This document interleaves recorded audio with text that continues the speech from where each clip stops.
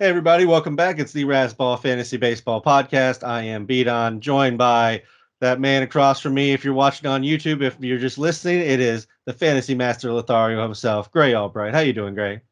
Thanks for having me on, B Don. Yeah, it's your podcast, really. I'm. Thanks for having me on, but yeah, I'm happy to be here. Hopefully, you are too.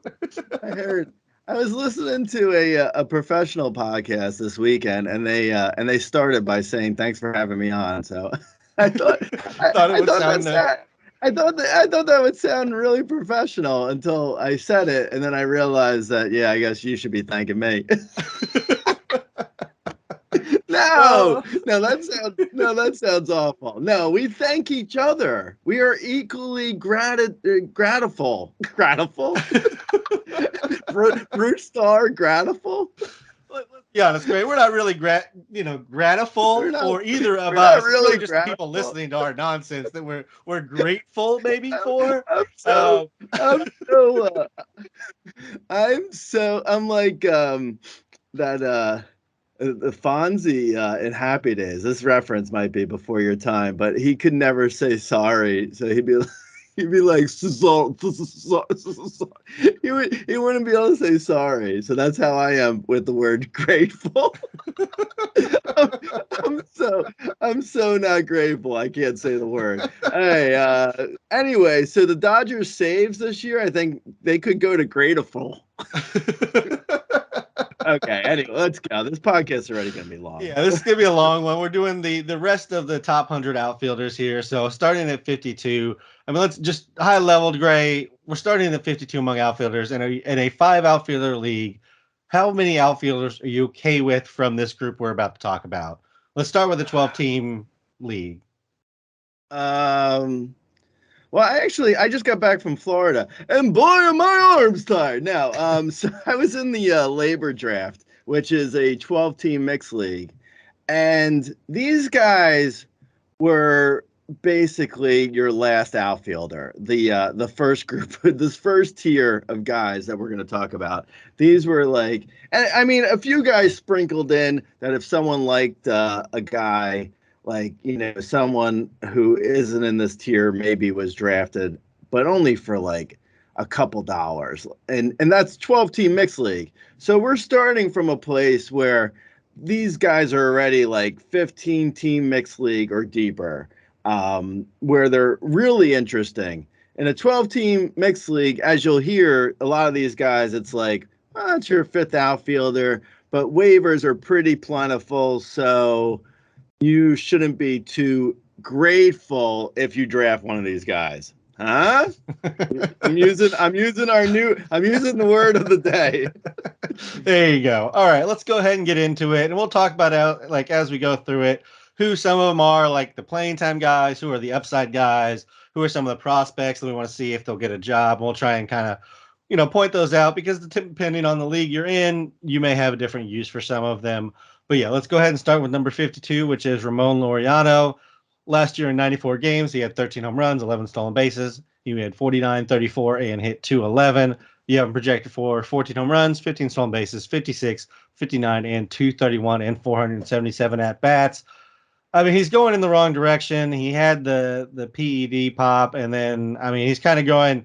I don't know if this name is maybe it's too minor, but he's going like Drew Stubbs on us. Like we thought there was promise, and it's just dwindling in front of us. Yeah, you pulled that name out of your butt. I think I spent too much time in Cincinnati, Gray. That's who I remember now is just all the failed Cincinnati Every guys. oh your entire life in Cincinnati is just one big blend of like Drew Stubbs with chili and spaghetti. What I don't know. I mean I don't mind Ramon Laureano. For reference sake, in my 12-team mixed league auction, he went for $4. So I mean that's as a fifth outfielder. So that's sort of where we are with Ramon Laureano for auction and for mixed league snake drafts. Yeah, I mean, I could see drafting Laureano if you're hurting for steals, but I do worry that, like, because there's always that concern because of the suspension that he had it's like, well, was he ever really a 20 homer guy? Like probably not, because it was like 2019 when they were using the bouncy ball, and then there's also the Peds suspension. The Peds Outlaw. That's a documentary on Netflix about Laureano. But no, I think Laureano's fine if you want to take a flyer for speed, because with the limited engagements, which sounds like a limited release on a movie. Limited engagements. That's really, I mean, not very easy to say. Anyway, the limited pickoff moves. Laureano could potentially be interesting for steals, but otherwise, A's, the park's terrible. The lineup's going to be terrible. The power doesn't seem great. And he's not really a huge average guy. And his Ks went up last year. So, yeah, if you want to take a flyer on speed, sure. But, Laureano is kind of like a Sagnoff play at this point. Yeah, really, really getting the fun right off the bat, Gray. Really bringing the energy This is that like Laureano what speech are we there. doing? What are we doing? The second base podcast again? Yeah, this is gonna be All fun, right, guys. so moving Buckle on in. to the next one is 53, which is Lane Thomas. Last year he had 17 home runs, 8 stolen bases, 62, 52, and hit 241. You have him projected for 19 home runs, 10 stolen bases, 77, 49, and 237. I mean, he couldn't lead off versus lefties, so there is at least like some runs potential here. Yeah, no, yeah, yeah. Even though you did it like their voice went up like a Yeah. Valley Girl, so it's not necessarily the most I'm Ron confident of Burgundy. not the most confident of sentences. But yeah, no, I mean he could lead off, and I had a sleeper post for Lane Thomas last year. Which was obviously not great. But I mean, that does show you that at one point I did like Lane Thomas. I just didn't, I don't think I truly realized how terrible his contact is. Like his contact's pretty bad. So for him to have, like last year in 146 games, 17 homers, it's kind of about what you should expect. So he doesn't have huge power. He doesn't really have speed, even though he is kind of a leadoff guy. He has walked in the past, so that's why he could lead off too, because his walk rate was decent prior to last year. So maybe if he gets some of that plate discipline back, he's oddly, because his contact is so bad, he's oddly like a 300 BABIP, 240 hitter. So not great, but if you're in a deep league, I could see it. And once again, let's see if he even got drafted in.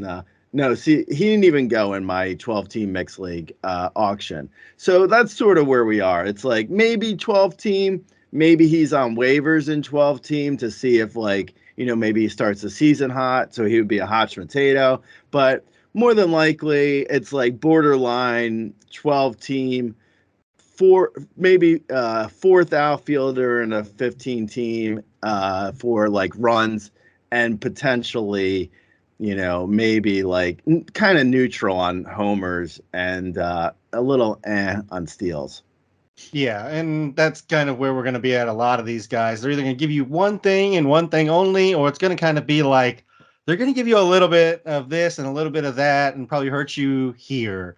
And that's kind of where we're going to be sitting a lot of the time with the rest of this group. Next up is number 54, which is Lars Nootbaar. I have seen him go much, much higher than that. In 108 games last year, he had 14 home runs, 4 stolen bases, 53, 40, and hit 228. You have him projected for 20 home runs, 7 stolen bases, 76, 54, and hitting 254.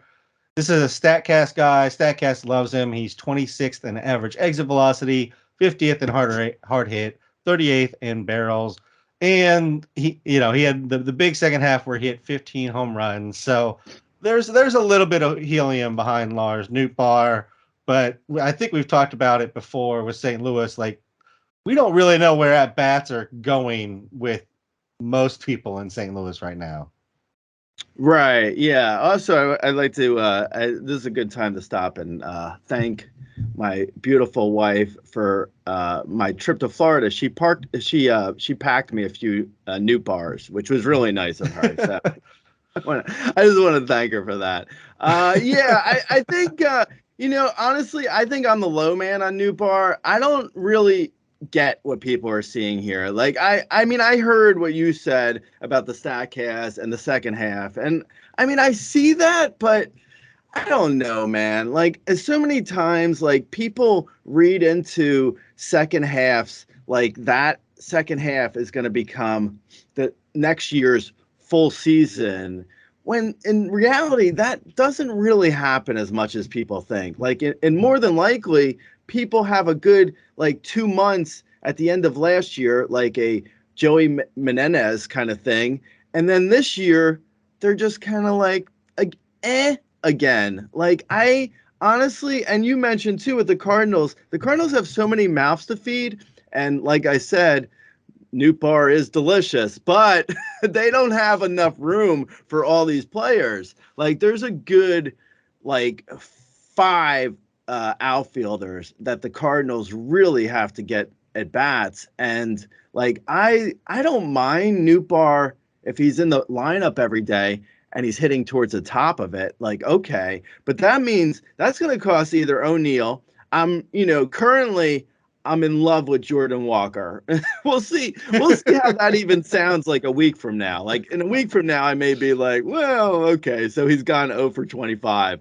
But like right now, if you look at Walker, Carlson, O'Neill, Nootbaar, Yepes, Donovan, I mean Gorman, Dejan, Burleson's still on the bench. and they DeYoung, have yeah. so many, they have so many guys that it's like Newt Bar and Dijon sounds like a hotel mini bar. But yeah, I mean, it's just like I don't know I don't know honestly how they're gonna get a bats for all these guys. And if Walker is up, there's no way they're benching him. You don't promote Walker to put him on the bench, so he's going somewhere. O'Neill, if he's hitting, he's playing for sure. Carlson and Newbar are kind of like, to me, they're kind of like a platoon potentially. Like Newbar may not face lefties. I don't know, man. I mean, people are much higher than me on Newbar, so I'm not getting them in drafts. Other people are drafting way before me. But yeah, I know. I don't know, man. Go with God, I guess. If you want Newbar, go for it. But I'm not in. Yeah, and I mean Carlson's a switch hitter. He hits lefties a lot better than he does righties. So maybe there is a platoon there between them. I mean, and I guess real quick, it was 10 home runs in the second half. Somebody's yelling at their podcast. He only hit 14 last year. He couldn't have hit 15.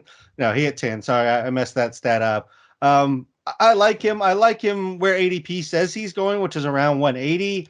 I haven't seen him get to 180 in a single draft of mine yet. So if he gets to 180, I'll take a look at him. But more than likely, I've seen him going in that 150 range and all the way up into like the 120, 130 range, which is crazy to me. Again, just the playing time concerns of like the entire Uh, outfield in St. Right. Louis. Yeah, and for for what it's worth, I have him ranked around 200 overall. So I'm just after ADP, which in reality means I'm never really drafting him. He's just not on my sheet. Like I have other guys ahead of him. Like Anyway, let's move on. Yeah, and we're not talking about like a top prospect guy. He kind of came out of nowhere last year to put up even the power he did. So possibly made a swing change, but we're moving on anyway. Number 55 through 59, we've talked about that is Josh Naylor, Will Myers, Brendan Donovan, Alex Kirilloff, and Chris Morel. So number 60 is Jared Kalinick. Last year in 54 games in the majors, he had 7 home runs, 5 stolen bases, and hit 141. Not great, but in AAA in 86 games, he hit 18 home runs, 9 stolen bases, and hit 296. So it's a question of whether he's. Let me give you a projection. Sorry, your projections are 16 home runs, 10 stolen bases, 54, 61, and 197. I mean, he's still only 23. It feels like the fatigue is setting in even at 23, but he still shows the power speed every time he goes back down. Is he a quad A guy? Is it going to happen? Do we need him to get traded to Cincinnati to see it? What's going on here with Clinic, Greg? Yeah, Cincinnati would be nice for him. I actually, it's fresh in my mind, so I keep going back to this mixed league labor draft, the 12-team mixed league labor draft that I just did in Florida. The expert league makes me an expert. Anyway, I just did it, and I drafted Clinic for $2 as my last outfielder. And that's kind of what I see as him. Like he's in a 12-team mix at least. He's a flyer. Like if you think there's still a chance he could break out, then take the flyer. I for $2. I mean, unless we're in better off dead, like who needs $2? It's not. It's not. I'm not. It's $2 ain't doing me any good. It's like that's just like I think Yasmani Grandal I think went for $2. Like it's like it's like $2 is nothing. So why not take the flyer at the end of a 12-team mixed league if you can for a Clinic? I honestly I don't know what to expect this year. I mean it's a lot like it's a long way of saying like I don't mind the flyer. I'll take it and I like the gamble, but no one knows really. Like he looks good in spring training, but he's looked good in past spring trainings. He looked good last year in spring training. He's looked good in every spring training we've seen him in because he really hits well against lousy pitchers. And in the minors, he's able to hit well because there are not a lot of great pitchers there. So I'm concerned that he may not be able to hit in the majors. I don't know, but I think it's worth the flyer. So you do what you do. If he's there at the last rounds, there's worse things to do than take like in a 12-team mixed league, your fifth outfielder, you take him, and if he doesn't hit the first week of April, just drop him for someone on waivers.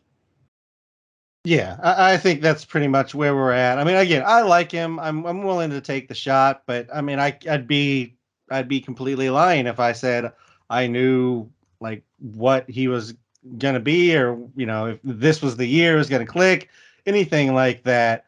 So it is just you're hoping for the best when you're grabbing him here, and maybe it works out, maybe it doesn't. Moving on to our next guy at 61, which is the start of another tier, is Brian De La Cruz. Last year, he hit 13 home runs, 4 stolen bases, 38, 43, and 252. You have him projected for 16 home runs, 5 stolen bases, 63, 66, and 271. One of the things is that it does get hard to do is find big power sources. The later it gets, maybe he's one. It's possible. But based on the track record, maybe not as well. Yeah. Well, I think with De La Cruz, RIP plug two from De La Soul. I think the thing you're getting with him is like a real solid floor. And this is we should say this is a new tier in my rankings. This is like the tier we just went over was a high upside tier, even though it didn't sound like it, like Newt Bar, Kalanick, Laureano, those were upside guys. De La Cruz is a fifth outfielder who doesn't have upside. so at fifth outfielder in a 12-team mixed league, you should go upside. So De La Cruz isn't necessarily on my board for a 12-team mixed league, but a 15-team mixed league, I like a guy like De La Cruz because in a deeper league, if you're looking at De La Cruz, he's a solid floor. He's good for average. He's a solid, he should be good for contact, not kill you on power, have a handful of steals, and like more than likely, he's going to be in the middle of the Marlins lineup, even though like right now it looks like he's batting eighth. I don't know if I'd buy that. I think, Garrett Cooper never stays healthy. And De La Cruz, like between Arias and maybe Avisail Garcia, like somewhere in there, I could see De La Cruz batting third or fourth even. Like I think he's probably one of their better hitters for a middle of the lineup hitter, the Marlins that is. So Yeah, I mean, I don't mind them. I don't think there's much upside here. Don't get me wrong. Like, I think there's a floor, and that's about it. Like, you're gonna get like at most 17 homers, 5 steals, and 275 average, which doesn't sound great, and it really isn't. But it's a lot safer than Kalenic, for instance, if you're in a deeper league.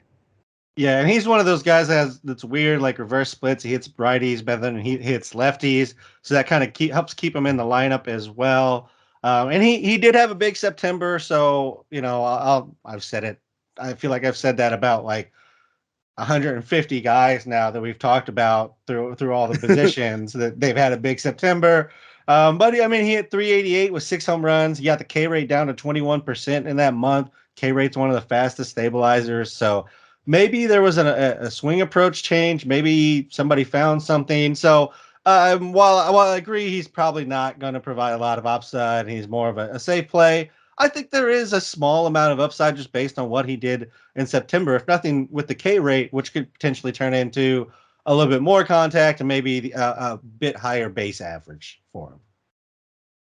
Moving on to number 62 is Bryce Harper. I mean, he hit 18 home runs, 11 stolen bases, 63, 65, and 286. You have him projected for 273 at bats, 16 home runs, 7 stolen bases, 47, 54, and 277. I think this ultimately comes down to how many IL spots do you have in your league and how deep your league is as to whether you have room to sit Bryce Harper down on your bench. Yeah, I think if you have like an IL slot, he's not a bad grab for an IL slot. If you're in even a shallow league, in spring training right now, it looks like they're talking, they're talking very positively about his recovery and how he might come back sooner. So I don't know, maybe you get him like mid-June versus mid-July, which that's a bit of a boon for people who drafted him at like, I think his ADP is like maybe after 250, 275 overall. So, again, this is like last outfielder type play in a 12-team mixed league. With the good reports out of camp, maybe people are pushing him up a little bit. Maybe he'll get drafted a little bit higher now. But yeah, I think he's, like I ranked him. I looked at his stats. It's not, well, it's like I looked at his stats for half of a season. I'm assuming All-Star break, and his numbers for All-Star break, projecting him out, were like the same as De La Cruz for a full season. So, I mean, Bryce Harper is great. It's just like how many at bats are you getting is really like the question. Are you getting, you know, 275 at bats? Are you getting 350 at bats? You're getting 175 at bats. I don't know. I'm not sure yet. I'm thinking still mid July. As of the recording of this, I'm going mid July, but it could be mid June. Yeah, and I think it depends on your league. If you have IL spots and it's a shallower league, you're in a 10 or 12 team league, like by all means draft Bryce Harper and then go to the waivers after you've put him on your IL and grab another guy to fill in for him during that time, because then you get whatever you get from that spot plus Bryce Harper. But if you're in a like an RCL where we have 3 bench spots and I think 2 IL, you can draft him and see if you hold him, but there's going to be a point where you're going to have to decide to cut him or somebody else. It just depends on the type of player you are, I think, and it's a guy that I'm more willing to do that in a head to head where he can really make that difference towards the end in like a head to head type format than I am in a roto where you have to sit there and eat it all season. Yeah, and also like there's leagues like NFBC where there's no IL slots at all, Yeah. like a main event league where and he's also got utility only in some leagues where I have him as outfield because I believe in Yahoo. In Yahoo, everyone's got every eligibility, but I believe Bryce Harper still has outfield eligibility in Yahoo, so that's why he's even ranked here. But he's mostly utility only, and yeah, NFBC, he's utility only, and there's no IL slots. So then you have to think like, am I going to play him at IL? Because excuse me, am I going to play him at utility? Because like he may not get outfield eligibility this year. Like, I don't know how the Phillies are going to play him, but if I were the Phillies, I would just put him at DH because, like, you don't want to mess with him trying to throw. Yeah, he didn't last year. I mean, he didn't qualify for most outfield leagues last year, and that was, the injury happened, but before that he was healthy. So I wouldn't expect him to really qualify either. So yeah, in that kind of league where it's literally eating up a roster spot where somebody else could be contributing, it does get harder to just sit him there and wait. Moving on to number 63 is Jock Peterson. Last year he had 23 home runs, 3 stolen bases, 57-70. He had 274, 353, and 521. He projected for 24 home runs, 4 stolen bases, 58, 68, and 249. I mean, Jock Peterson is who he is. He's 130, 140 games. He's going to hit 240, 250 probably, and give you some power. Yeah, no, completely. Again, like this is like a tier of safer fifth outfielders for 12 team, or safer for deeper leagues. Like I said, you don't really want a safe outfielder for a fifth outfielder for a 12 team. So you shouldn't go safe in a 12 team. You should go a little bit more risky. But yeah, Jock Peterson's like, he's a safe guy for deeper leagues as long as he's not facing lefties. So in a weekly league, you just kind of have to look ahead to see if he's facing a bunch of lefties, and then you probably want to bench him. But yeah, he's also like, he gets hot. He has these weeks where like he'll hit 8 homers in a week and then not hit a homer for like 2 months.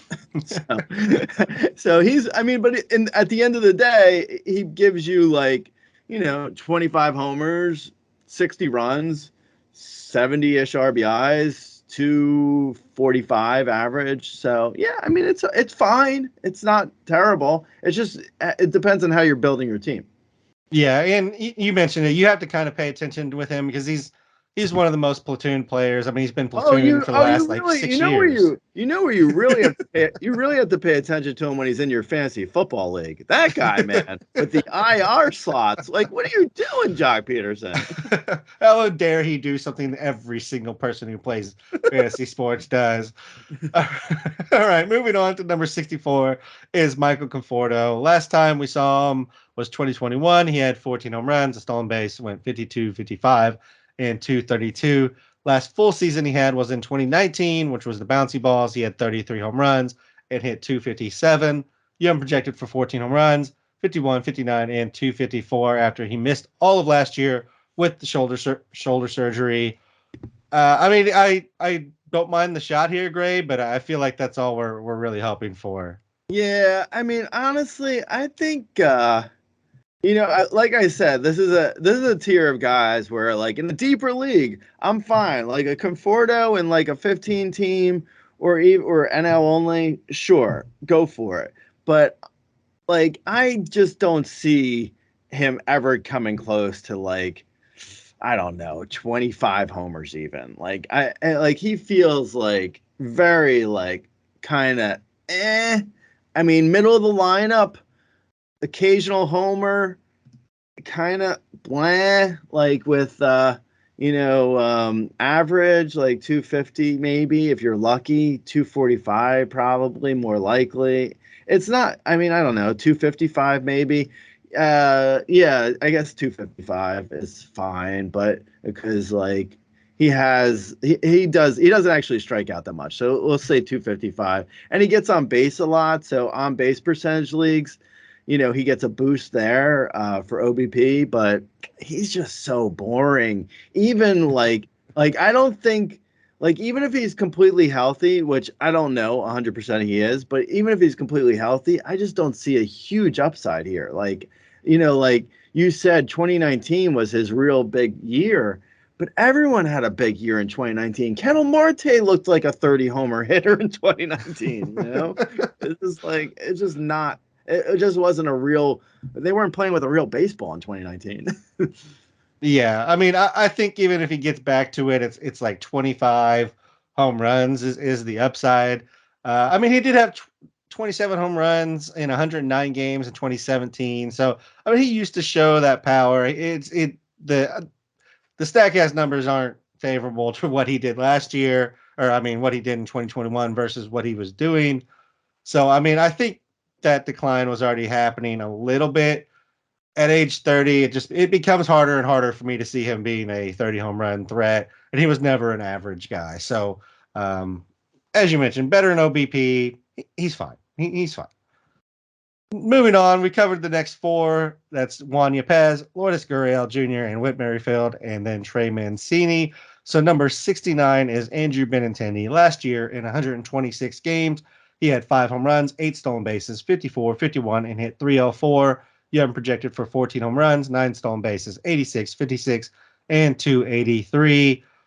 I mean, I was looking at the White Sox lineup, Gray. They really, really need like Lou Bob, Eloy, and Vaughn to be healthy and hit because this is just a slap hitter like team, like up and down the lineup, other than those three. And Benintendi is just adding to that mix. Yeah, no, exactly. Yeah, no, totally. I think also it might be a thing with like thing it sounds like that game show $25,000 pyramid. I was about to say things you put on your feet because both the White Sox and the Red Sox both have like very slap happy like Verdugo and Yoshida wouldn't look off in the White Sox lineup either, right? You just swap them in for fill in your blank White Sox Right. player. Yeah, it's like Benintendi. It's like when Benintendi's done with the White Sox, go back to the Red Sox. Like, okay, Tim Anderson probably go yeah, back and sign with the Red Sox after they lose yeah, after they lost yeah, Sander. yeah. Okay, ready? Things you find on your feet. Go. White Sox, Red Sox, Benintendi Sox, Benintendi Sox.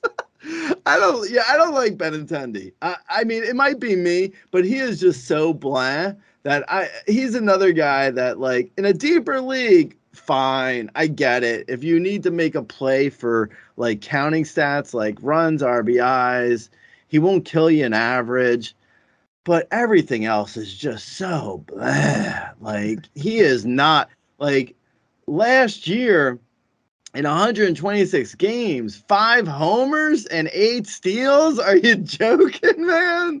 Like, are you joking with me, bro? Like, I honestly, no, I can't. I mean, I can't draft that. Like, if other people have no problem drafting it, fine, go for it.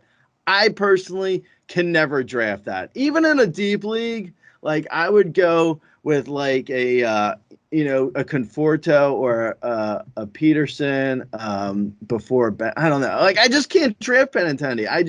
I just find myself never drafting Benintendi because there's just so little interest to me.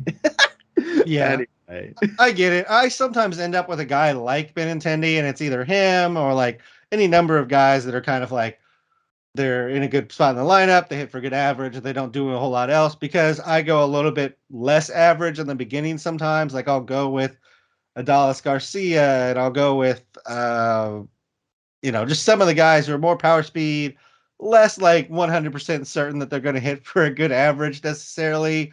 And so sometimes I'll build out with a Benintendi, a Verdugo type towards the end. But you're right. I mean, you know what you're getting. They're fill-ins when you need to, like when your average starts slipping because Adalis Garcia is going through his 123-week phase that he goes through where he doesn't touch a baseball or something like that. Yeah, no, exactly. All right, moving on to number 70 is Charlie Blackmon. Boy, he used to be a lot higher on this list. He had 16 home runs, 4 stolen bases, 60, 78, and 264 last year. Yeah, I'm projected for 17, 4, 69, 81, and 265. So almost the identical thing he did last year. It's the last year of his deal, so he could potentially get moved if he wants that, if the Rockies want that. But barring that, I mean, he's going to be what Charlie Blackmon has been for the last few years, which is a guy you play at Coors. Yeah, I think with Blackman, he's basically a Benintendi in Coors, more or less, at this point in his career. Like I, he's falling even later than this in drafts, where I think I might actually be high on him, which is bizarre because I mean, I wouldn't ever really draft him. So it's a little bizarre that I have him as the high man. For what it's worth, I mean, on the player rater last year, he was 137th overall, just in front of Nico Horner and Ryan McMahon, and just after Martin Perez and Verdugo. So, like, looking at that, like in a deep league, you might be able to find worse than Charlie Blackman. He hasn't really shown that he stays on the field, he gets counting stats. Like if you were to take away their names and just look at their stats, like you would be pretty hard pressed to find a difference between Charlie Blackman's projections and Brian De La Cruz, like 15 homers, 5 steals, 270 average. It's kind of Charlie Blackman and it's kind of Brian De La Cruz. So, it's like, eh. I mean, I don't like him necessarily. I feel like it's a really super boring play, but I can almost understand it more than Benintendi, who I just hate.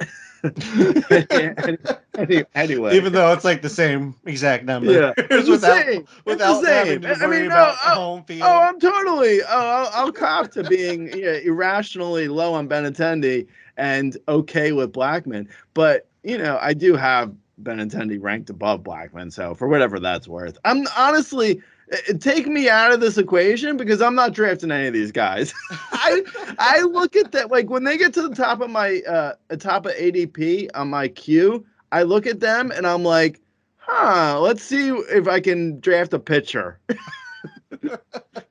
Yeah, that's fair. That's fair. I am worried he gets traded and then becomes a 230, 240 hitter. But while he's in Colorado, you can enjoy it and kind of get what he's been doing. I think that's very safe.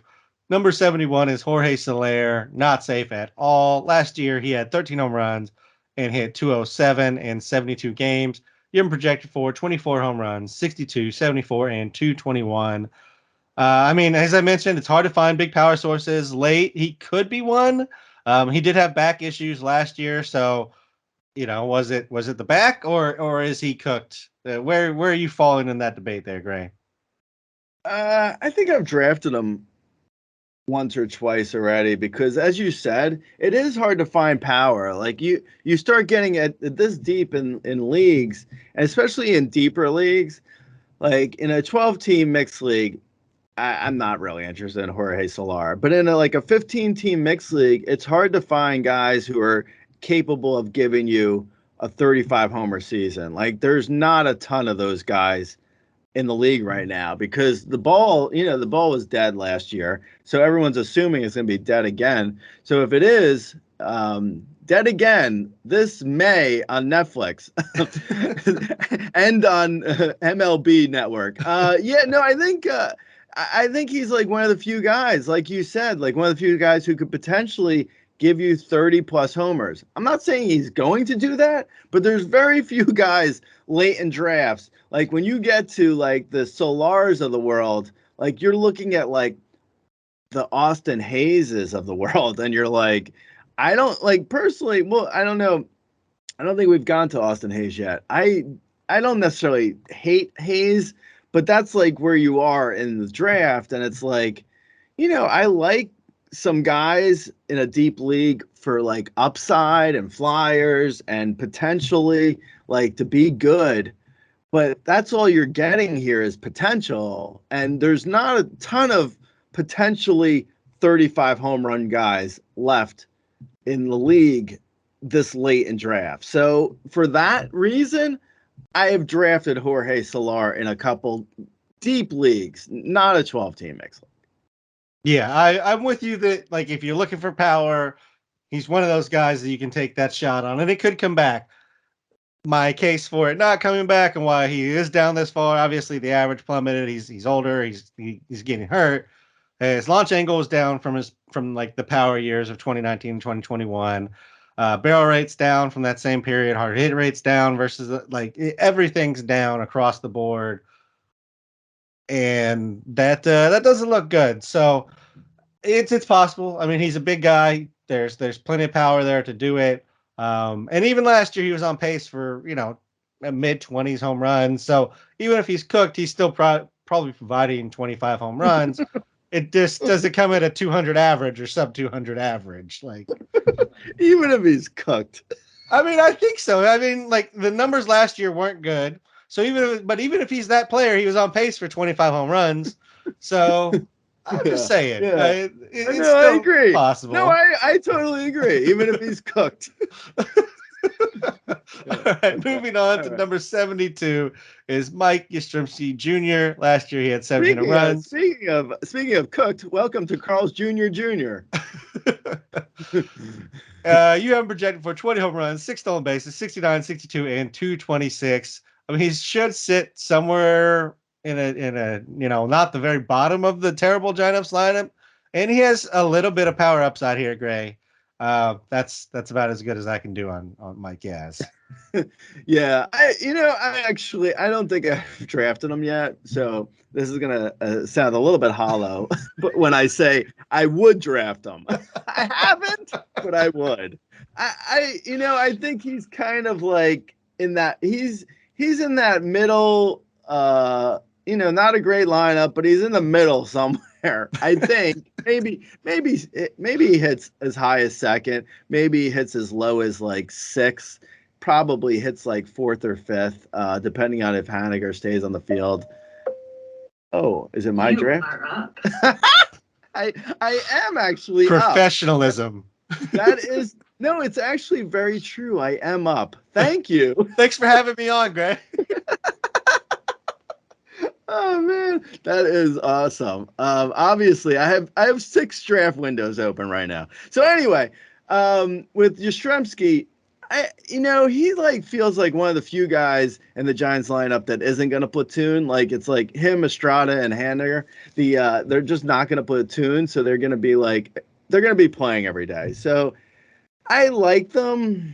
I don't know if it's like if Yastrzemski is necessarily going to be like great. I mean, he had like in 2021 he was good. He had 25 homers.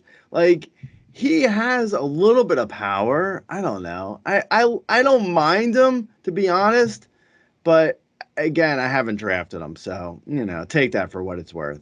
I'm with you. I wouldn't mind having him. I've actually had him at the top of my queue and like been ready to draft him a couple times, and then he goes because somebody else is like in the same boat that I am. That they're like, that's good. I mean, he's at least going to get some playing time. He'll be there. He's kind of been all over the place. So maybe there's a magic season out there for him, and then he goes. So I'm kind of with you on where we're at on junior. Moving Yeah, on. absolutely. All right, moving on to 70. I was sorry. I was just doing my draft. Sorry, go ahead. Moving on to 73 is Jesse Winker. Last year, he had 14 home runs, 0 stolen bases, 51, 53, and hit 219. You have him projected for 17 home runs, 1 stolen base, 67, 66, 266. We were excited about Winker this time last year because he was in Cincinnati. He got traded to Seattle. He was completely useless, as you heard from the numbers that I gave you from what he did last year. But now he's back to Milwaukee. And I'm back in, Gray. Despite the fact he had the lowest average exit velocity, highest launch angle, and his barrel rate was down, I'm back in because he's in a more favorable park. Yeah. Okay. That's it. That's I the just don't best I think. got. Yeah, I mean, I just don't think he stays on the field. Like I don't mind Winker if he's playing, but he's just so difficult to trust at this point. But yeah, I mean, you could get that random year of him, playing, and he's in a good park, like you said. So, I mean, he did play last year. He just wasn't good, but that was a bad park. So, a bad park for him and a bad situation, supposedly. Like, things weren't good in the Mariners clubhouse for him. So, yeah, maybe the new environment and the new park and and if he stays on the field, maybe he gets back to like 22 homers, 270 plus average. Maybe. I mean, he's always been good for contact. I mean, he's fine. I honestly, he's not a guy I usually draft. I don't think I've drafted him like for years now because I just don't trust him. But yeah, if he can stay on the field, I guess he's for this late in a 15 team or deeper league, it's a fine play. Yeah, I didn't really touch him last year, especially after the trade. But with where he's going, I'm perfectly fine with it. As we mentioned, like there's so few power hitters here. Even 25 home runs down in this area is something valuable to potentially find. So I think he could do it. And I think again, you mentioned he's not really a strikeout guy, so there's enough contact that he can kind of hit his way into or luck his way into, a non-terrible average or even a plus average potentially. Moving on to 74 is Dylan Carlson, another member of the Cardinals outfield, as we've talked about before. Last year, he had 8 home runs, 5 stolen bases, 56-42, and hit 236 in partial playing time. You have him down for 12 home runs, 8 stolen bases, 63-57, and 261s. Decent reports coming out of camp. He's only 24. So, I mean, the Cardinals are invested in him performing. Again, I don't know if that means they're going to give him playing time or if they just would like to see it. Yeah, I mean that he feels the most tenuous to me. I know people are saying Yeppies is probably the most tenuous, but I think Carlson's really tenuous. I really don't trust him at all, to be honest. For like, if the Jordan Walker thing happens, is what I'm talking about. Like that's like I feel like Carlson's the first one out, then Yeppies, then O'Neill, and then there's some sort of like Donovan like platoon it happens maybe because I know Donovan's hitting well in spring training, but it's spring training. Like I've seen Donovan get moved up in ranks. I like Donovan too. Like don't get me wrong, I have him ranked pretty high. I've been a fan of Donovan's. I would totally, but I don't know with Carlson, man. Like his numbers just feel so bland that even if he is playing, what are you getting? Like he looks like a poor man's Lane Thomas at this point. I don't know. Yeah, I mean, I don't really like Donovan either. So I feel like he's probably the one I would see getting kind of moved around first. But I mean, I do think Carlson is among those outfielders that the leash is a little shorter than maybe it should be for like a guy who was, I don't know, like the third best prospect in the Cardinals system up until like 2 years ago, or even last year, probably he would have been considered that. Like, and honestly, I don't know where that really comes from other than kind of the pedigree in the draft because he had the 21-18, 2019 season, which was great. But like that's really the only season he's kind of put it together. So we're waiting to see on Dylan Carlson. I don't mind the flyer on him late, but I feel like that's what it is you're really hoping he kind of gets hot out of spring and gets the job or a job. Moving on to number 75 is Edward Olivares. Last year in 53 games, he had 4 home runs, 2 stolen bases, 24-15, and hit 286. You have him projected for 19 home runs, 16 stolen bases, 63-76, and 272. He had a quad and a leg issue that cost him some games last year. And he's another reverse splits guy where he's been better against righties in his MLB career at least. Should get some at bats here at least, Gray. Yeah, no, I definitely I wrote a sleeper post on him. It's probably more of a sleeper for deep leagues. Like I took Alvarez in my labor 12 team mixed league in the free rounds. So I took him as a bench guy. In daily leagues, I say don't get bench guys in 12 team mixed leagues, but it's a weekly league. So hold your outrage, people. I like Alvarez a lot. I've been burned by him a lot too. So, it's with a grain of salt that he's actually going to be playing and he's going to be, good. But I mean, the stats like back up like his minor league numbers. Like he looks like he should be good. Like, it's hard to see like unless he's a quad A player. Like you look at his numbers through the minors and he's always hit well. He's got good contact. He doesn't strike out a lot at all. he gets like he has power and speed, which is what you want. Like I feel like we could be back here next year and see Alvarez going like, 40 outfielders higher in like the top 40 outfielder range versus where he is now. Like he feels like he's got some decent upside. So, yeah, I'm drafting him everywhere that I want like an upside outfielder. So, like I said, free rounds for 12-team mixed league. The 15-team league, if you have like, solid core of outfielders like as your first three or four, and you want to take a bit of a flyer for your fourth or fifth outfielder, I don't have a problem with that. And in like an AL only. Yeah, I completely agree. I like Olivares. I think there's a little bit of upside that's maybe not being considered here. Because I mean, you have him projected for more at bats than any projection system that I've seen out there, and I I I think I'm with you in regards to at least the at bats and what he could potentially do with him. Given the opportunity.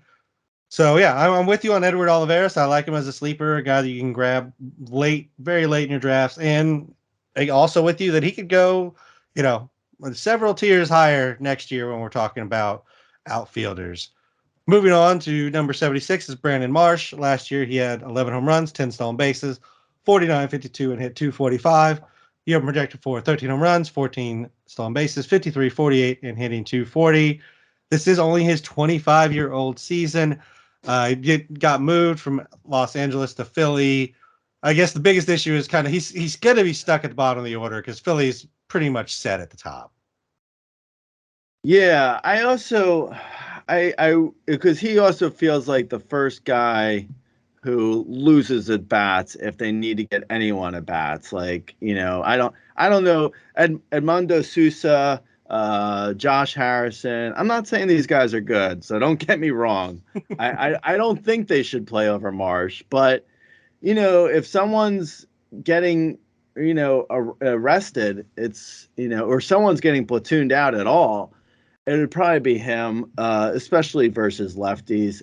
I like Marsh though. Like these guys, this whole tier is really like these are upside guys that I like a lot that are probably not drafted in your 12-team mixed leagues or are drafted in like the last round, but are like good upside flyers for later in your like deeper leagues. I think Marsh has like, he's got good power and speed. It's like, that's at that with power and speed, a lot you can get a lot of fantasy value out of that without having to do a ton else. Like if you're in the lineup for 135, 40 games and you can do 15, 15, 250, you'll be surprised at how much value that has, even if it doesn't sound like the most exciting stat line. Yeah, no, I'm absolutely. I mean, I'm actually that's probably one of my bigger issues is that, I'll go for all the power speed guys, but sometimes you need a guy that's going to actually play and be in the middle of lineups, and sometimes I'm missing that part of it. I do like Brandon Marsh, as I mentioned. He's only 25. So I think there's potential. He had 288 once he came over to Philadelphia last year. So maybe there was a clubhouse thing. I mean, the Angels always seemed like they kind of hated him. He never got real playing time and just got kind of moved around constantly with them. And so I think there's potential where Marsh can maybe settle down and have a real job here in Philadelphia. Moving on to Yeah, number seven. Oh, yeah, sorry, agree. Yeah. Yeah, moving on to number 77 is Garrett Mitchell. Last year, he had 28 games in the majors. He had 2 home runs, 8 stolen bases, and hit 311. Last year in Double A, he had 44 games. He had 4 home runs, 7 stolen bases, and hit 277. And then in 20 games at Triple A, he had 1 home run, 9 stolen bases, and hit 342. You have him projected for 12 home runs, 18 stolen bases, 49, 45, and 226. Garrett Mitchell, Yeah. Gray. Yeah, no, this is a guy actually, Jeff, former podcast host. I saw him in Florida and at spring training, and he drafted Garrett Mitchell in NL only. And I mean, I was saying to him that I thought it was a great pick, and he feel like Garrett Mitchell feels like a guy who could potentially be like one of my first like, big buys of the season for 12 team mixed leagues. Like he feels like if he gets off to a hot start, like he's got again power, speed, and he's had good contact in the minor leagues. It's just like his brief time in the majors, but super brief, only 28 games. He had a 40 plus strikeout rate, but that a 40% strikeout rate, but that's only like due to the small sample size. I think he's going to be fine for contact. Like I think he's going to actually like he could hit 250 with like I don't know, I want to say 10 homers and 20 plus steals. Like he's really interesting for even a 12 team mixed league. But again, it's like a guy who's not going to get drafted, probably will be on waivers in 12 team mixed leagues, which is why I say I could actually, potentially make him into an early buy in the season. Like he could be good. I'm monocling Garrett Mitchell in like for shallow leagues. For deeper league, absolutely grab Garrett Mitchell. Like he's really interesting for a deeper league, especially with Tyrone Taylor out. It could be really like he could be a steal. Like he's another guy. Like this whole tier of guys, these guys could all be 40 picks earlier next year. Like these are upside guys. Yeah, I mean, he could potentially put up something like Tommy Edman did last year, like, low teens, home runs, 25, 30 stolen bases, and a 260 average. Like, I wouldn't put that past him. He's definitely got the speed. I don't know that he has a lot of power, but he has enough that he's not just like, he's not Miles Straw or Billy Hamilton, like where he's just barely being able to like move the ball forward at all. He has a little bit more pop than that. So I do like Garrett Mitchell here as a late flyer, and just see what happens if you're this late in the draft, or just put him on your watch list as you mentioned for as we get early in the season. Number 78 is Jose Siri. Last year he had 7 home runs, 14 stolen bases, 53-24, and hit 213. You have him down for 14 home runs, 14 stolen bases, 59, 51, and 226. I mean, he had 16 games at AAA. He had, I guess, if we go back to 2021 and 94 games at AAA, he had 16, 24, 318. So like that's the big picture like upside for Jose Siri, and another reverse splits guy at least last year. Great.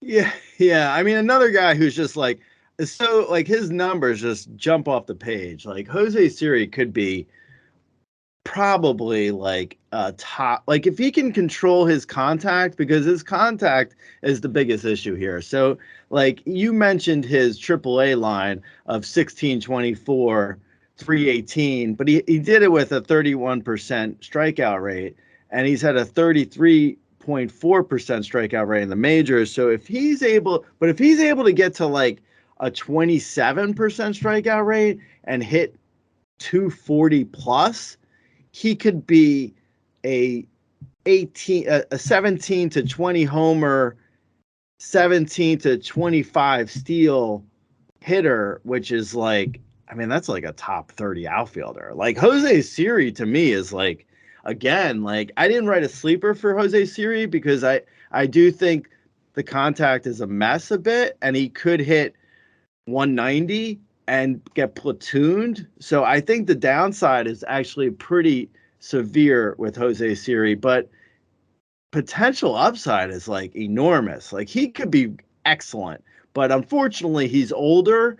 So I tend to think he's probably got more downside than upside. But yeah, I mean, he's right there and a guy who I'm really interested in super late in drafts. Yeah, definitely has like the loud skills. I mean, he was the third fastest person in sprint speed last year. He's put up a 24-46 season at A ball. He had the 16-24 season at AAA. So it's another really toolsy guy. You're right. Like, can he get enough contact to make it work? Can he limit the strikeouts? Again, I don't mind taking the shot when we're this late though. So we'll see how it works for Jose Siri, but he could completely bottom out. I mean, he could be back in the minors, sooner than later. even with the Rays, whose lineup is not overly spectacular right now. Moving on to number 79 is Trent Grisham. Last year, he went 17-7, 58, 53, and 184. You have him projected for 18 home runs, 10 stolen bases, 62, 57, and 209.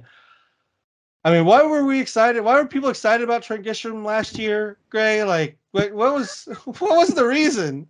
I don't. I don't. Uh, I think it was 2020 bled into thinking he was good for 2021, and then I don't know. I don't I'm know, Gray. Like, making what up. happened? I'm making up. I'm Why making were up people something. I don't interested? know. I don't know, man. I don't know. I mean, I think there might be something here. I don't know, bro. I think there might be still something because I mean he does. He makes terrible contact, which is why you see like a strikeout rate that isn't insane, and he's still hitting 184. He's just not. I mean, it's probably not. He's probably not very good, unfortunately. But I do think there is something to like. There's the power speed aspect that if he did have like a bit of a suppressed BABIP, even though I mean the BABIP's suppressed because the contact's so bad. So yeah, I mean there's a lot of issues with Trent Grisham, but he does have power and he does have speed. So you have to respect that for like a deeper league play that if he can hit like 220, he could also hit 20 homers and steal 15 bags. And there's value to that in a deeper league. Yeah, I mean, I have him in NL only, so I mean, I there is value there in deep leagues. I think that's about the only place that I'm really looking in his direction. As you mentioned, the contact has just been pretty bad here. So I don't know about Trent Grisham and what he's going to provide in regards to any kind of shallower format. Moving on, we have number 80, Manny Margot. 89 games last year, he hit 4 home runs, 7 stolen bases, and hit 274. You have him projected for 10 home runs, 12 stolen bases, 51, 55, and 267. Manny Margot is like the definition of a little bit of everything as we're talking about these outfielders. Yeah. I think Manny Margot is probably like faster. Like he's actually a good guy to look at for when people are like, oh, so and so is fast, so he'll steal bases. Well, not necessarily. It's not. It doesn't necessarily work that way. Sprint speed doesn't necessarily equate to stolen bases. So yeah, I mean, Margot could steal. I mean, it's possible. He does have speed, but yeah, he hasn't really used it at all. And he has a little bit of power. Like if he were like, it wouldn't shock me to see him hit like 10 homers and steal 20 plus bags and hit 275. Like that wouldn't shock me. It also wouldn't shock me to see him hit like 7 homers, steal 7 bags, and hit 250. So, that's why I mean he's getting drafted so late. His upside is a little bit interesting, and his downside is pretty bad. Yeah, and I don't know because he had a bunch of injuries and things last year, and I'm just in and out. But the sprint speed dropped significantly last year. Maybe he can get it back. Maybe it was a 1 year thing, but I mean, every year he gets older, you start to wonder whether is it age, is it the injuries? So that does concern me just in regards to the speed, because that was always kind of his carrying trait was that at least he's fast. He'll beat some things out and he'll maintain his average that way if everything goes wrong. And at his current speed, it's not like slow. He's just not like he used to be top 10 in the major league in like sprint speed. He's now top 200. So just kind of a change in skills potentially. Number 82 is Austin Hayes. Last year he had 16 home runs, 2 stolen bases, 66, 60, and 250. You have projected for 15 home runs, 3 stolen bases, 62, 66, 254. Power still showed up on the road. He is just dying at home. Several hits that could have been out of, the old dimensions at Camden here. You talked about Austin Hayes way back when we were started the show, and Yeah. I'm kind of with you. Like he's a guy that I don't mind adding to rosters, but I also don't know that there's a whole lot of projection into him to become better than he was last year. Yeah, I mean, Camden really killed him. Like, you put Austin Hayes in old Camden Yards in 2019, and he's a 40 homer hitter. he's 40 homer, 7 steals, 280. Like, he's a first rounder in 2019 in the old Camden. Thank goodness he didn't actually play then, because we would still be drafting him Austin like this. Hayes is Barry Bonds in 2019. If Austin Hayes can find a DeLorean, I'm telling you, man, this guy, Austin Hayes is so good if you're drafting for 3 years ago. This is like this. I'll tell you right now, this podcast, if you're listening to this from the past, and you can go back now. Okay, anyway, so Austin Hayes he's just kind of boring now, unfortunately. Like, I don't know. If I were him, like, there's all of these like attorneys that will do like class action suits, and they don't get paid unless you get paid. So I would sue the Orioles and be like, you moved the fences back and that ruined my contract. Okay, like, I can't get paid because the Camden Yard fences are now in Camden, New Jersey. All right, you screwed me up, man. So anyway, I like Austin Hayes, but yeah, the upside's pretty minimal. Yeah, I will say this is the last year that he's under contract, so there's potential he could get moved if there's a team out there that needs a Okay, righty bat. okay. So Austin Hayes gets traded to the Yankees in July. He's gonna hit 40 homers from July to October. All right. So I love Austin Hayes. He's gonna go all crap. The Luke Voigt, Yeah, he's gonna go all Luke Voigt or Harrison Bader on us and just go off real quick. Kevin Moss. Yeah, yeah, exactly. All right, moving on. Number 83 here is Kerry Carpenter. Last year, he only had a minor amount of time up in the majors. He had 6 home runs, hit 252. Double A, he had 63 games. He had 22 home runs and hit 304. In triple A and 35 games, he had 8 home runs, 2 stolen bases, and hit 331. Yeah, I'm projected for 22 home runs, 2 stolen bases, 51, 58, and 261. This is a guy who had 36 home runs between 3 levels. Gray. K rate's definitely varied, but he could potentially find himself sitting at the top of a not so good Detroit Tigers lineup. Yeah, yeah. I think with there's a chance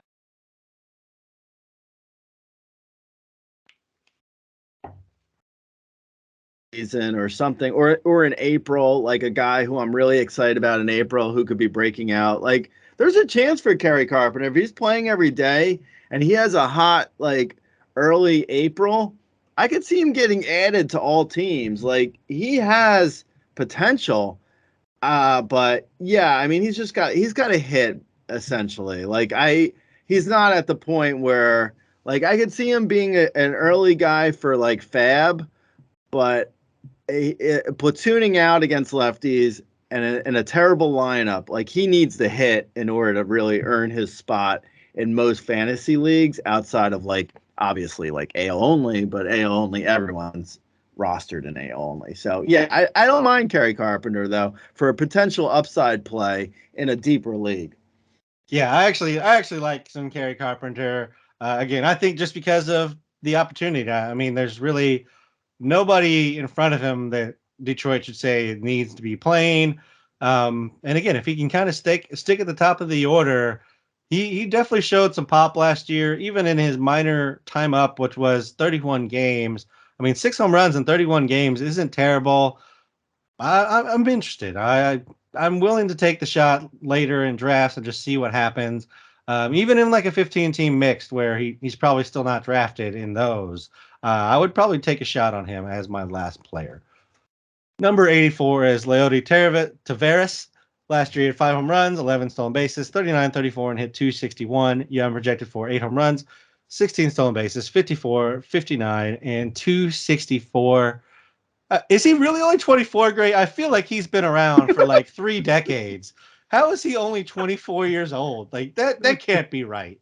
I know. This is a tier of like ghosts of past sleepers. Like Leody Taveras. I remember that sleeper. Hey, youngster, when I was your age, I did a Leody Taveras sleeper post. Yeah, I mean, he is like, I could see him still potentially breaking out. Again, like, this is a tier of guys who, like, I could see all these guys still, because like you mentioned, Taveras is still young. I could see all these guys being like ranked 40 or so spots in the outfielder rankings higher last year. So I like Taveras a lot. It's like, once again, speed and power. Like not a ton of either, not a ton of power at least. He's got some decent speed, maybe 20 steals. But if he can hit 10 homers, steal 20 bags, and his contact isn't so bad, if he can get into like a 250 plus average, that's valuable. Like again, I could see him being like an early either fab or early waiver wire pickup. But for shower leagues, he's not getting drafted. For deeper leagues, he's probably a fifth outfielder, which I'm fine with. I'm fine with the Tavares one. And if something happens to like Simeon, Seager, or Lowe, Tavares is moving up in the order too. Like right now, he's probably hitting ninth, but that's with everyone healthy. If Tavares hits and Seager gets hurt, Tavares is hitting second, which hopefully happens. I mean, not hopefully, excuse me. Hopefully, because I don't draft Corey Seager. But if you do draft Corey Seager, apologies. I will say, I think if that does happen, like if he can get moved up the order, he gets his contact, under control, and like he's taken walks in the past, he could be one of those guys that it just steals a ton of bases because I mean, he's among the fastest players out there. He still has that speed, despite me making fun of him feeling like he's been around for forever. Totally. Like if you told me like he's gonna go 15-35 this year, I'd be like, okay, I wouldn't be shocked. I mean, he has that potential. It's why I wrote a sleeper post for him in the past. Like, I like Tavares. It's just like he needs some breaks, as in like Corey Seager's leg. No, I'm joking. We don't wish injuries on players, but I'm saying if something happens to someone in that lineup and he moves up and he goes 10, if he hits 10 homers and steals 30 bags, it would not shock me. Like, but he needs some help. Yeah, I'm with you. Moving on, next guy up is number 85 is Marcell Ozuna. Last year, he had 23 home runs, 2 stolen bases, 56, 56, and hit 226. You're projected for 20 home runs, 3 stolen bases, 51, 66, 218. Exit velocity, hard hit are down over the last 2 seasons. And don't laugh too hard, Gray. I think he said he was going to try and play in the field this year for some reason. Oh, yeah, he's gonna need he needs like a green screen or something to pretend to be in the outfield. I mean, come on, man. Has there ever been a worse platoon ever, if it happens, than Ozuna or Eddie Rosario for defensive purposes? Yeah, I know, right? What happened to the Braves like DH / left field? I mean, they have everything else. They need to find a rookie out of nowhere who they can give a 12-year, $30 million deal to. Clearly paid Okay. those guys too much. Right. Okay. So Ozuna's like, and this is a new tier, by the way. So we're out of like the high upside, risky picks, and starts a new tier where you got guys who are like, this is for deep leagues where you kind of need at bats and you know what you're getting. and what you're getting isn't necessarily that good. So that's where we are. And that sort of like Ozuna he's typical. He is the example for that. Like he is like, you know what you're getting and it's not so good. That's it. Like if you need that in a and in deep leagues, sometimes you need that. Sometimes you need a guy who you're like, I took a risky pick with my fourth outfielder, and I don't know what I'm gonna get, and I need a fifth outfielder who's actually gonna play. And if Ozuna can stay on the field, he probably will like DH at least, I don't know, 130 games. You know, like I would give him I think I have him down for like I think 130 games ish. So 130 games, it's like 24 homers, no speed, 230 maybe. Like it's not exciting, but in deep leagues sometimes you need that. Yeah, no, you're right. It's true. I just, obviously trending in the wrong direction. And if he's going to play in the field, I don't know that the at bat I feel as good about the playing time as I did just him DHing. But moving on to number 86 is Mark Conha. Last year he had 13 home runs, 3 stolen bases, 71, 61, and 266. You have him projected for 14 home runs, 3 stolen bases, 64, 56, and 253. At 34 years old, I think he's about average for the Mets starting lineup right now. Yeah, he's the young guy in the Mets lineup. If you include the rotation, I guess. Yeah. Yeah, I like him for again. This is for deep league, so don't get me wrong. I'm not saying he's a great play in a 12 team mixed league, but in a deep league, I tend to like find like these guys sort of like comforting in a way because I go a little bit more upsidey with other picks, and I need a Kenha like later because like I don't expect much, but I could get like 13 to 15 homers, 5 steals, and a 255 average. And, that's not bad for an everyday guy in like an NL only league or even like a 15 team mixed league as like your fifth outfielder. It's not great, like don't get me wrong, but you could probably do worse. Yeah, I don't know much, but I know I don't love Mark Conha for most leagues. But yeah, you're right. I mean, as you start to get deeper and deeper, which is where we're at, we're not in 12-team league format anymore. You sometimes just need these guys. B Don is the missing Neville brother. I think it's Aaron Neville. I I think think that's that's what. right. I Yeah, think that's right. yeah, yeah. I think I called that. That's a Rudy joke. Rudy has better recall with Oh, that stuff. Rudy I would don't. be just losing it right now. He'd be rolling on the floor. We Yeah. covered the next 7 or 8 guys, so I'll just run them off. 87 is Eric Haas, Gavin Lux at 88, 89 Luis Ringifo, 90 Nick Gordon, 91 Chris Taylor, 92 Harold Ramirez, 93 Enrique Hernandez, 94 Jurickson Profar, and 95 is Michael A. Taylor. Last year, he had 9 home runs, 4 stolen bases, 49, 43, and 254. You have him projected for 10 home runs, 8 stolen bases, 54, 51, 248. I mean, he can steal some bases on the IL, Gray. Yeah, just one note about Profar. He's still a free agent. I probably should take him out of the rankings soon, but I am kind of shocked he hasn't signed somewhere. Like he wasn't bad last year, and there's some teams that could use him.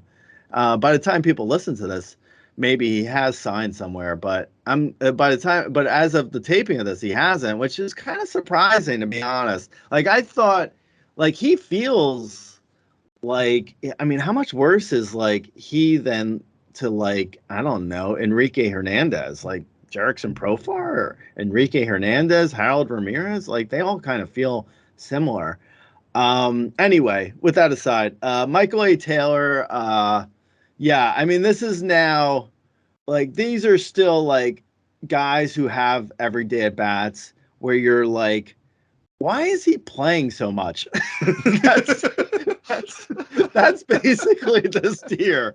This tier is a lot of guys where you're like, yeah, I don't know why he's playing, but he probably shouldn't be. I think you mentioned Gavin Lux too. He's been removed from the rankings, by the way. Yeah. So anyway, Michael A. Taylor. Yeah, I mean, what there's like nothing really. Like he is like he's kind of surprising in one way that like Mike surprising in the fact that he keeps finding playing time. No, surprising in the fact that like he is not really awful as much as people think. Like like last year, like he had a 24% strikeout rate and he hit 254. That's better than like the league average was like 245. Like he wasn't really that bad, Michael A. Taylor last year. Like he actually cut his strikeouts and he was okay, but yeah, he's not great. And honestly, with the Twins lineup, this is real deep. This is real deep in the rankings, and you have to have like you probably even in a 15 team mixed league, like you have to maybe like be a bit of a hater on like this is like Nick Gordon was I think injured himself. So this is like Michael A. Taylor is going to get like 375 to 425 at bats in a variety of places, like maybe an outfield slot, maybe a DH, maybe pinch hitting, like maybe pinch running. Like he's not necessarily gonna be like a everyday player, but at the end of the day, he probably is gonna be worth roughly like this point in the draft. Like surprisingly, like on the player rater last year, he was the 350th overall player. That's about where I have him ranked for this year, too. Like, it doesn't make total sense that Michael A. Taylor is a top 400 player, but he kind of is. Like, it's, I don't know. I mean, he's not great, though. Don't get me wrong. Anyway. I appreciate you really selling the 95th player harder than you did the 52nd player. I do appreciate that from you, Gray. I am surprised Profar didn't sign. I mean, he feels like somebody that like would fit in right in with the White Sox and the Red Sox, like we talked about earlier. Just kind of a contact, take your walk, don't strike out guy. But I am surprised he's still a free agent. Number 96 is Randall Grichuk. Last year, he had 19 home runs, 4 stolen bases, 60, 73, and hit 259. You have him projected for 19 home runs, 3 stolen bases, 58, 71, 262. He had hernia surgery, so he's going to miss the start of the season. But I don't think he's a terrible person to IL if you're just like looking around to IL somebody and like he's sitting there on free agency. No, totally. I drafted Grichuk. I'll cop to it. I drafted Grichuk in one league where it was I believe it was Draft Champions League where I drafted him because it was like super late. It was like maybe 350, 400 overall. I don't know exactly where it was. Maybe it was 320. Wherever it was late and I wanted to go to sleep. No, it was late in the draft and he was like, at the end of the day, like in a league where you can like if you can platoon him in when he's in Coors and platoon him out when he's not, which is the one good thing with NFBC, it's like on Friday you can change your hitters out. So if he gets like a weekend jaunt to Coors, put him in the lineup. He's coming back. He'll be back by mid-April. So I don't actually mind Grichuk in a super deep league if you have the resources with like a deep bench or something. Yeah, I agree. And I will say he's on his last year of his contract as well. So another guy that could potentially be leaving Colorado.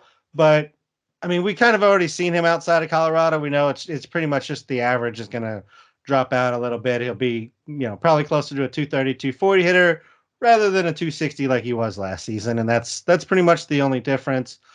Moving on to number 97 is Avisel Garcia. Last year, he had 8 home runs, 4 stolen bases, 31, 35, and hit 224. You have him projected for 16 home runs, 4 stolen bases, 51, 55, and 229. I mean, it's another one, like it's another playing time one, and I mean he just gets playing time somehow every year after year. Yeah, no, definitely. He gets and if is Prince Fielder's wife, I believe, she's she gives him a lot of play. Yeah, Avisel Garcia is like he usually like he kind of is actually very similar to Jorge Solar in some ways, even and they're like Mhm. right next to each other in the order or close to each other in the order. Avisel Garcia, if he can stay on the field, he's healthy. Like I would throw out his last year was awful, but he was also injured for a lot of it. So I would say it doesn't really apply to like what he's going to do going forward. I think he could like if he stays on the field, he could potentially hit 22 to 25 homers and 240. I mean, it's not amazing, but in a deep league, if he's healthy in like a 15 team mixed league or deeper, I don't know. You can do worse. I mean, he's not like he doesn't have any upside. I think Jorge Solar has much more upside, which Yeah. is why he was ranked way before. But Avisel Garcia is like a safe bet if he's on the field for okay stats, decent enough. Yeah, I mean, we're not talking about like a 30 home run, 40 home run bounce back like we would be with Soler. Like Avisel Garcia, even with bouncy ball, wasn't a 30 home run guy. But you're right, he could get back into the low 20s, mid 20s, and an average that doesn't absolutely kill you potentially. Marlins Park isn't exactly ideal for power, so I would expect kind of the under on home runs. But last year's also a wash, as you mentioned. Just there's so many things kind of kept popping up. It's hard to really take those numbers for a whole lot. Number 98 is Adam Duvall. Last year, he had 12 home runs, 39, 36, and hit 213. You have projected for 18 home runs, 1 stolen base, 49, 59, and 217. Another guy that is just, though he is one of those last power potential guys, and I would say more than Avisel Garcia, probably just if we're talking raw power. He's had that, multiple 30 home run seasons. So just wondering if he can get back and find that swing somehow, really, Yeah, maybe. I mean, if he's at if he's 34. if he's having like a Zombino type year, then yeah, I mean, potentially. I mean, I could see him doing like, having like a 20 homers like by the break and just falling off and being awful in the second half or something. Like he could have a couple months where he's really good. I don't really see much from him other than like a potential like just a bounce back Zambino type year. I mean, I don't know. Like the one good thing I will say with him is he's a righty and he's going to be in Fenway for his home game. So if he can hit balls off the wall for like maybe he has a better average than he's had for like the last couple of years. Like maybe he sneaks into like a 230 average and hits like I don't know, maybe 25 homers. I mean, I could see it happening. I wouldn't put money on it, but it wouldn't like completely shock me, I guess, if he has a bounce back year. But I don't think it's going to be a full season. Like he's too old at this point. So unless like even if he has like a good couple months, it's just going to be a good couple months, I would think. But I mean, it's like these are rolls of the dice for power super late. Yeah, it sounds like I like Duvall a little bit more than you do, and it is part, maybe almost entirely because he landed in Boston and he can just hit balls either into or over the wall. He has that power still, so I think there's some sneaky home run upside here, and even potentially some average upside, just because. And I guess I shouldn't say average upside for him, just because of the wall being there and him being able to take advantage of that. Um, but that's pretty much it. Number 99 is Max Kepler, 9 home runs last year, 3 stolen bases, 54, 43, 227. You have him projected for 19 home runs, 5 stolen bases, 56, 59, 235. I mean, kind of the same story with Kepler, right? We're just kind of hoping things kind of click back in place and he kind of finds his power stroke again and stays healthy. Yeah, I mean, also I think there's a small narrative that's bouncing around that the shift being gone could help him on average. I mean, maybe I don't know. I'm probably lower on Kepler than most. Like he got drafted in my 12 team mixed league labor draft. He went in the free rounds, so no one paid for him, but he did get drafted. Where a lot of the guys, like for the last 15 to 20 outfielders, a lot of them weren't even drafted. So Kepler is more interesting to at least one other person. I wouldn't have drafted him in a 12-team mixed league, but someone did. I don't really see much there. I mean, maybe the middle of the order helps with the counting stats. I think you got to platoon him out. Like I don't think you keep him in the lineup necessarily versus lefties, which I mean that's fine, I guess, but he's not really good. I mean, he's not good versus lefties. He might play versus them, but you on your fantasy team should not let him play. I don't think. I don't know. I mean, projections are saying a huge bounce back for just about all his stats. I don't know. Maybe I'm not really a big Kepler guy. Like I'm not. He's not a guy I draft. So I mean, that take it with a grain of salt. I'm not in on Kepler, but some people are.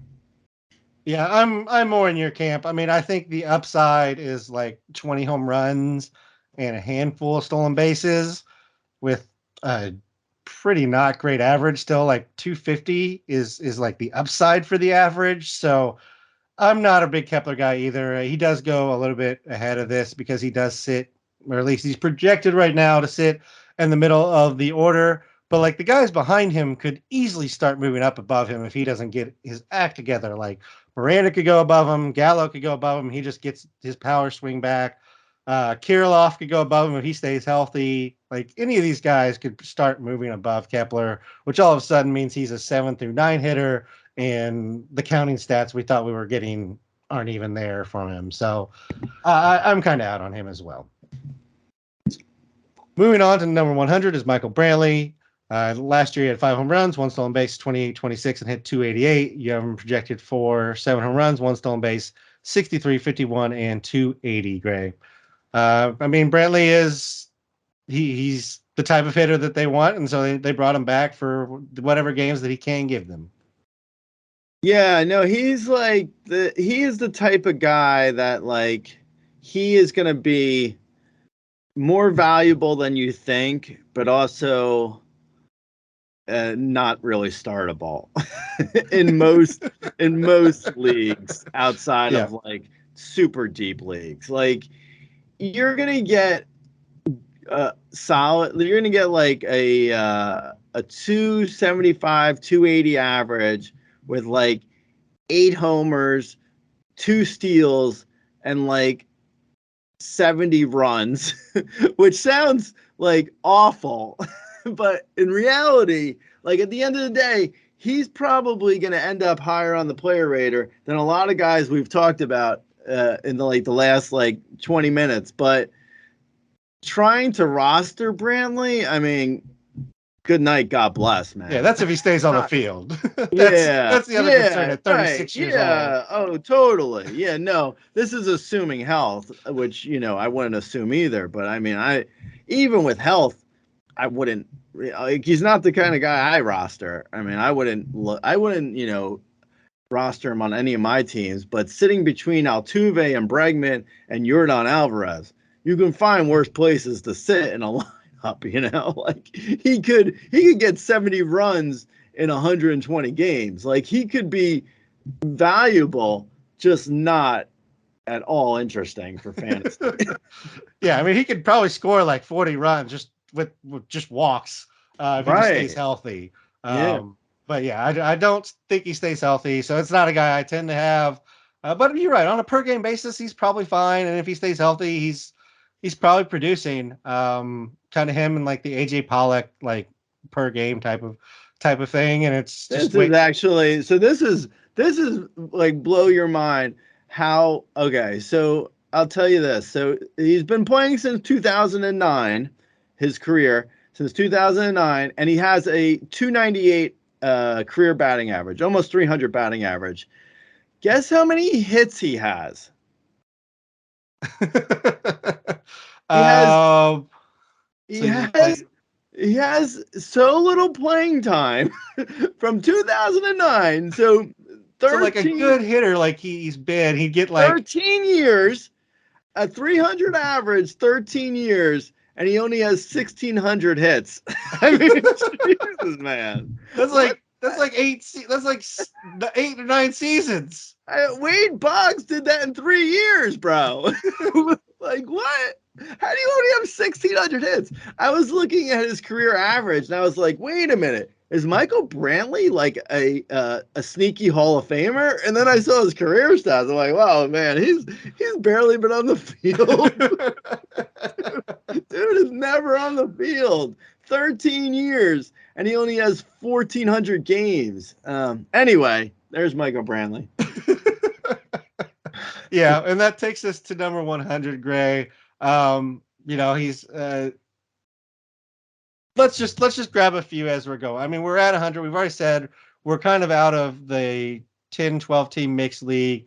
Maybe there's some upside guys that we're going to talk about that if you want to take the shot on here, we're going to get to them. But let's just pick a few out from the rest. I mean, you've got like 40 more guys ranked. We're definitely not going to go through 45 more outfielders at this point.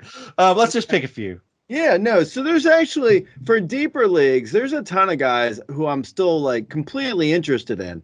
But just for time's sake, I'm just gonna rattle off a few. So there's like Kyle Stowers, who I've already drafted before. Orioles guy. He's got he doesn't have a lot of speed. Struggled a bit with strikeouts, but his power floor looks relatively high. Like even in like maybe 300 at bats, he could potentially hit 17 homers. So I like him a lot in like a deep league. Then there's like another guy who's getting a lot of looks actually in the outfield for the White Sox, Oscar Colas, who should be. I mean, I could see him breaking camp and like in the last week of the season, me re-ranking Colas to like in the area of like the upside guys who we went over earlier, like the Jose Series of the world. Like I could see Oscar Colas moving up like 30 spots in my rankings because like he's getting paid already because he's an international free agent. So it doesn't really make sense for them to send him down, and he's older. So I could see Colas potentially being a starting outfielder for the White Sox, and like because like Laurie Garcia is like, like there's a spot for Colas. He's not like gonna be. I mean, I think he's kind of like low upside. Like I don't think he's necessarily gonna be like shock the world and be like a top 20 outfielder, but he could potentially be like, maybe 15 to 20 homers, 3 to 7 steals, 240-ish average, say. Okay, so then there's also like going super, super late. A lot of people are looking at like for steals. So there's Bubba Thompson. So he's crazy late. And then there's one other guy, Sal Frelick, who I don't know. Like I've said before, the Brewers have like 1.8 million outfielders. They have so many outfielders. Even with Tyrone Taylor injured, they have a ton of outfielders. But Sal Frelick could potentially get in to playing time for the Brewers and as like a super late NL only play, or even in like a draft champions. I could see a Frelick, he could be really good, like in like maybe a half a season. Like if he comes up in June, July, 3 months of him, it could be really interesting. A few guys, actually guys who I haven't even ranked, who I'm looking at like crazy late in super deep leagues. Will Brennan. I don't think I ranked him, and he looks really kind of interesting because, as we know, Miles Straw, no pun intended, sucks. Straw sucks. He's not good. I think the Guardians potentially could move on to Will Brennan. And, in a deep AL only league, you're going to get a Brennan for like free or $1 at worst, and he could potentially be interesting. So yeah, there's some guys like super late. Nice, yeah. A few names for me, real quick. Estuary Ruiz, just loud skills, lots of power, lots of speed. Well, not a lot of power, but he has some power, lots of speed though. If he gets a chance, Jake Fraley in 68 games last year, he hit 12-4, 260 for the Reds. It looks like he could potentially be at the top of the order for the Reds. So there's some potential runs there, and he's going pretty late as well. You already mentioned Colas, Drew Waters, former Braves prospect, traded to Kansas City. When he went to Kansas City, he went from being a 246 hitter with the Braves in 50 games to being a 300 hitter in 31 games for the Royals in AAA. So maybe the Royals found something in Drew Waters. I'm willing to take that opportunity if we get down this late. Tommy Pham, Eddie Rosario, a couple names that just kind of Tommy Pham is what he is. Eddie Rosario dealt with some kind of eye issue last year in his cataract or something in his eye. He got it fixed, and he's saying that it's obviously a whole lot easier when you can see. Brent Snittiger says it's like having a different guy. So I'm interested there. Joey Gallo, we already mentioned the lack of power as we get late. Like Joey Gallo, we know can hit 35, 45 home runs. If he could just hit the ball occasionally, that would be awesome. You mentioned. Go There ahead. was one thing. Alec Thompson, the Diamondbacks guy, he's having a great spring. By the time people listen to this, he may have gone 0 for 12 and no longer be having a great spring. Be sent But down. Yeah. yeah, he might have been sent down. He may no longer be in the camp. I don't know. But Alec Thompson, also, I saw someone on another site call him Lilliputian, and he's 5'11". So I take that as an insult. How dare you say Alec Thompson is tiny as a 5'11" guy? Are you kidding me, bro? You want to see little? Look at me, bro. All right, two last names for me, Gray, and then we'll get out of here. Jesus Sanchez. I mean, he has a ton of power. He's been kind of injured for the last season and a half. Possibility that if he just could stay healthy, there is real power there. And the guy who I just can't ever give up on, who's also only like 22 years old or something, Joe Adell. Joe Adell, every spring he hits well. Every spring I get excited that he's going to start playing. And every spring I'm ultimately disappointed when he doesn't play well. But once it clicks for him, there's still the power speed. If you're just looking for a random shot in the dark late in a late draft, there's always Joe Adell. Word. All right, Gray, we have gone through a lot of outfielders, over 100. So there you go. If you have any questions after that, feel free to find us on Twitter. I am at RazBeaton. Gray runs the at Razball account. Watch us on YouTube, youtube.com/RazballFantasy. Subscribe wherever you get your podcast, rate, review. That all helps us. Thank you very much. And until we talk next week, Gray, we're on to our pitchers finally. We're out of the positions. Woohoo! Yay! See you, man. Late.